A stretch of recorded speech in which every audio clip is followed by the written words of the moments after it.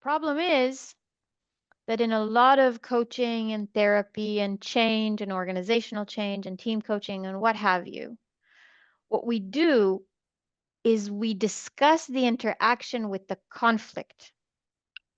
Let's say that's the change. It could be any change. It's just an example.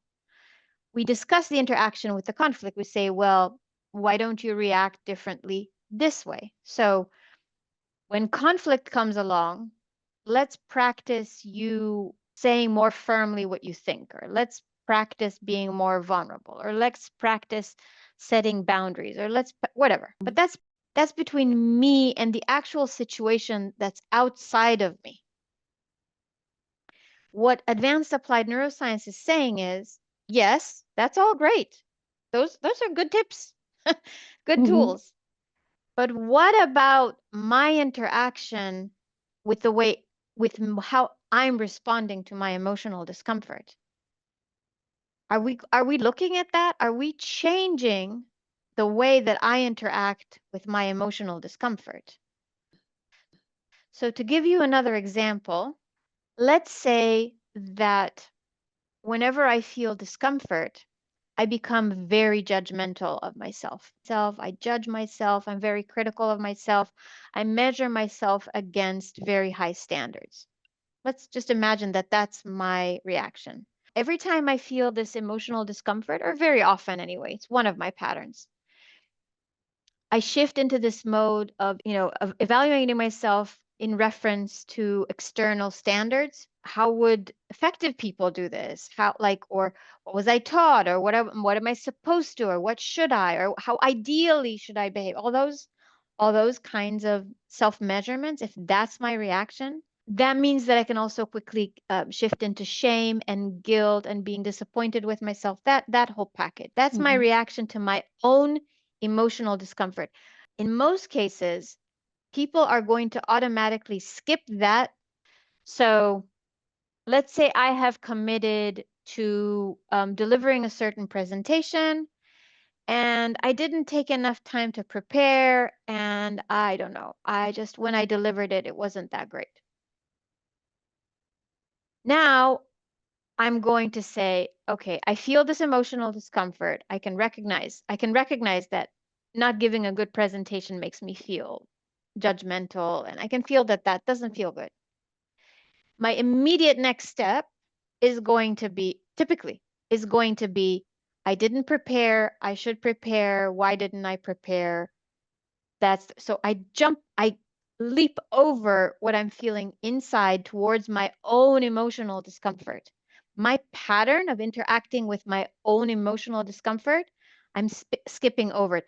So one alternative is to look at the presentation and say, I didn't do it well, I should have prepared more, and then feel the shame and think it's about the presentation.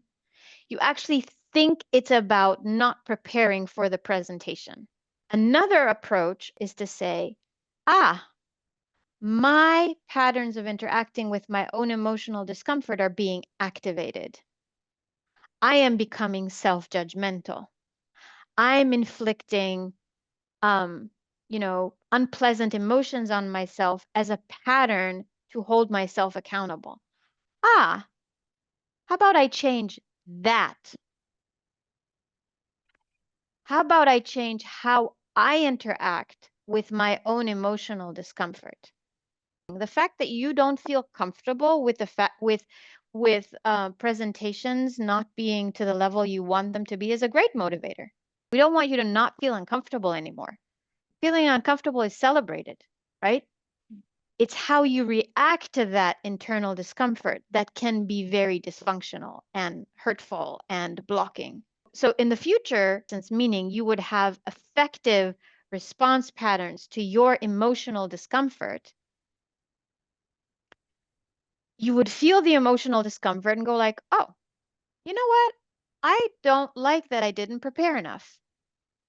I'm going to change that in the future. But no, there would not be shame associated with it. There would not be, you'd just be like, yeah, let's do that. And that emotional discomfort is just a very natural mechanism.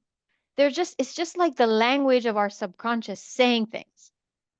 Anger means I allowed someone else to invade into my boundaries in a way that I didn't agree to. Oh, thank you, subconscious, for that message. There's nothing wrong with our emotions. They're just mechanisms of sharing information from our subconscious. It's what we do when we start feeling anger or sadness or shame or whatever else, or guilt.